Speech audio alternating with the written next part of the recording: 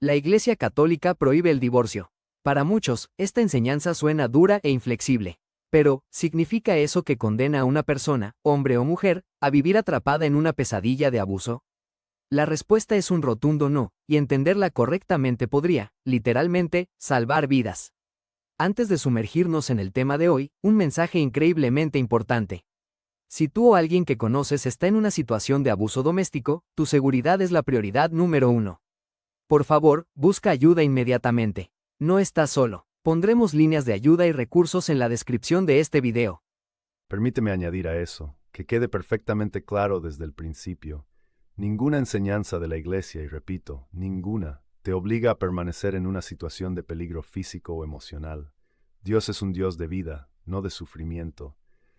Tu derecho a la seguridad y a la vida es sagrado. Gracias, Padre. Y con esa claridad fundamental, bienvenidos a Preguntas y Respuestas con un sacerdote. Estoy de nuevo con el Padre Daniel para abordar una de las enseñanzas más difíciles y dolorosas, la postura de la Iglesia sobre el matrimonio, el divorcio y esas situaciones extremas donde la vida misma está en juego.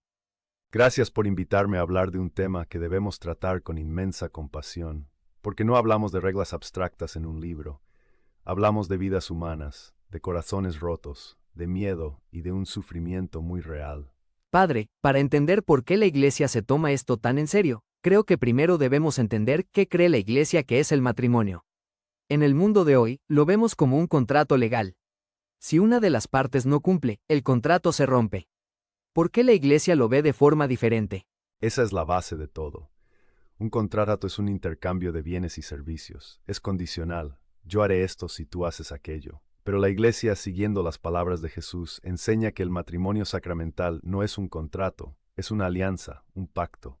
Una alianza es un intercambio de personas.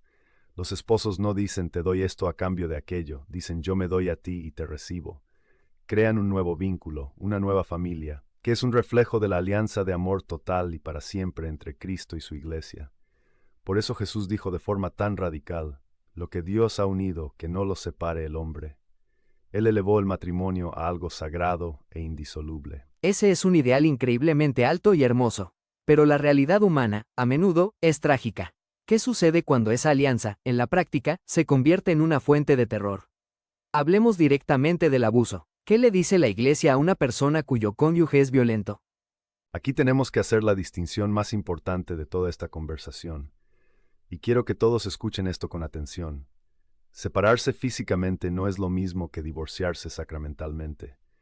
La Iglesia en su ley, el Código de Derecho Canónico, no solo permite, sino que en casos de abuso, insiste en la separación física para proteger a la víctima y a los hijos.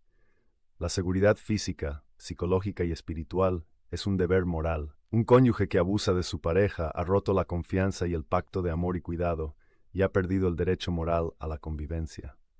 Para ser claros, una persona puede separarse de su cónyuge, vivir en otro lugar, y seguir siendo considerada una católica en plena comunión con la Iglesia. Absolutamente sí, sin ninguna duda. La separación en estos casos no es un pecado, es un acto de prudencia, de autopreservación y de responsabilidad para con los hijos. El divorcio civil, desde la perspectiva de la Iglesia, es simplemente el proceso legal necesario para organizar los asuntos civiles, como la división de bienes y la custodia de los hijos. Es un asunto del Estado, pero no tiene el poder de romper ese lazo sacramental que se forjó con Dios.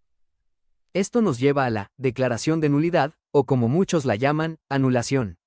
A menudo se la malinterpreta como un divorcio católico para la gente con dinero o influencias. ¿Podría explicarnos qué es realmente? Es una de las cosas más incomprendidas y, por tanto, más dolorosas. Una declaración de nulidad no es la disolución de un matrimonio que existió. No es el Papa borrando un matrimonio válido. Una nulidad es una declaración oficial, hecha después de una investigación muy seria y profunda por un tribunal de la Iglesia, que concluye que un matrimonio sacramental válido nunca existió desde el principio.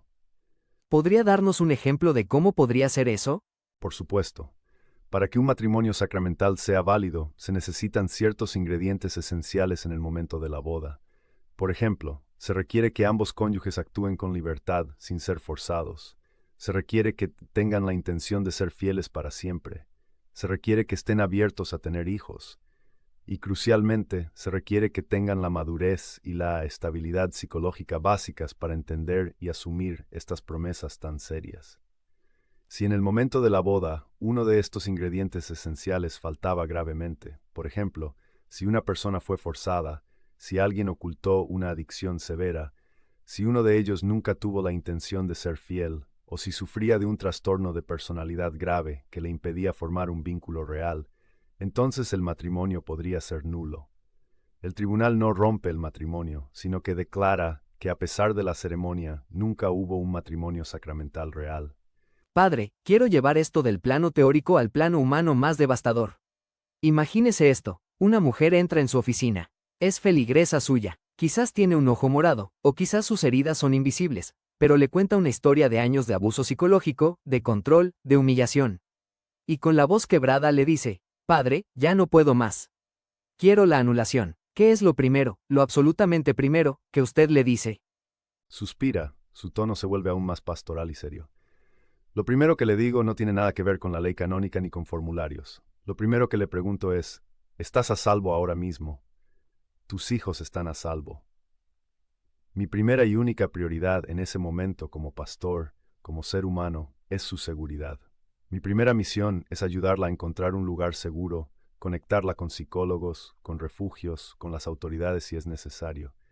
La ley canónica puede esperar, su vida no puede esperar. Y una vez que está a salvo.